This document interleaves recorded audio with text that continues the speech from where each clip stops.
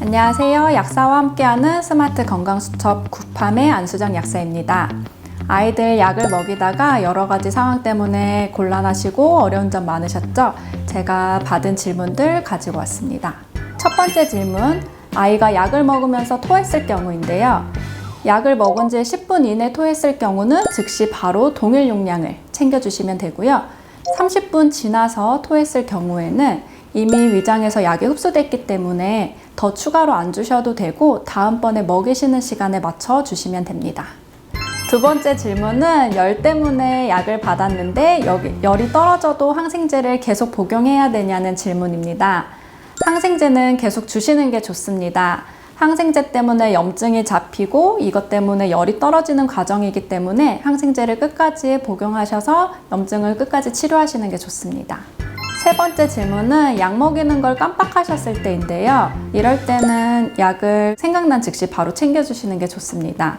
아이들은 보통 5시간에서 6시간 간격으로 약을 주시는데 6시간 이상이 되어도 괜찮기 때문에 생각난 즉시 바로 주시고 또 5시간에서 6시간 간격을 주시고 챙겨주시면 됩니다. 다음 질문은 감기를 달고 사는 아이 때문에 면역력을 어떻게 하면 높여줄 수 있을까라는 질문인데요. 시중에 정말 면역력을 높여주는 영양제들이 많이 있어서 더 궁금하실 것 같아요.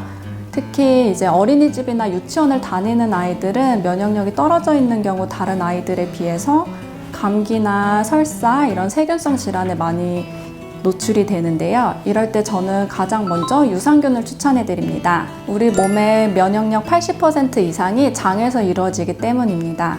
그래서 장까지 갈 수 있는 장용 코팅인지 그리고 얼마나 많이 살아서 가는지를 보시면 되는데요. 시중에 나와 있는 유산균들은 장용 코팅도 되어 있고 어느 정도 보장균 수가 높기 때문에 그 다음으로는 맛을 봐주시면 될 것 같아요. 특히 밥을 안 먹거나 이제 면역력이 떨어져 있는 아이들은 맛에 되게 민감한데요. 이런 경우 아이가 좋아하는 젤리라던가 비타민 형식이라던가 물약으로 된 시럽 형태의 유산균을 챙겨주시면 됩니다. 그리고 면역력을 높여주기 위해서는 균과 잘 싸울 수 있게 창과 방패를 주셔야 되는데요. 이런 역할을 하는 게 바로 아연과 비타민 D입니다. 처음에 균과 싸울 수 있게 해주는 물질을 만들어내는데 아연이 많이 필요하고요. 그리고 방어적인 역할을 하는데 비타민 D가 역할을 하게 됩니다. 그래서 이렇게 유산균, 아연, 비타민 D를 면역 삼총사라고 하기 때문에 이렇게 세 가지를 챙겨주시는 게 가장 좋습니다. 이 외에도 아이의 건강 상태와 생활 습관에 따라서 필요한 영양소가 다르기 때문에 약사님과 상담하셔서 고르시면 될 것 같습니다. 마지막으로는 해열제를 먹는 방법에 대해서 문의를 많이 주시는데요. 해열제는 크게 두 가지가 있습니다. 첫 번째는 아세트아미노펜 성분의 타이레놀 계열이 있고요. 두 번째는 이부프로펜이나 덱시부프로펜인 브루펜 계열이 있습니다. 6개월 미만 아기는 아세트아미노펜 성분만 복용이 가능하고요. 6개월 이상이 됐을 경우 덱시부프로펜까지 가능합니다. 1년이 지난 경우는 이부브루펜도 가능하시고요. 각각은 최소 4시간 간격으로 먹으실 수 있고요.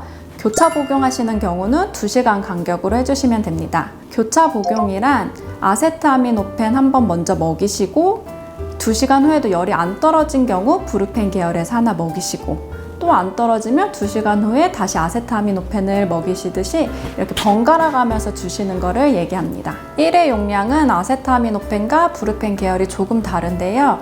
체중의 3분의 1이라고 생각하시면 됩니다.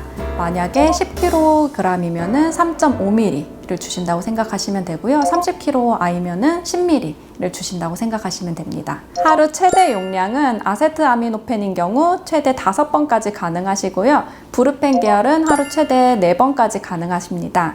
하지만 30kg 이하의 아이들은 25ml까지 복용 가능하십니다. 이상으로 우리 아이들 약 먹이는 방법에 대해서 알아보았습니다. 구팜TV 구독과 좋아요 꼭 눌러주세요. 감사합니다.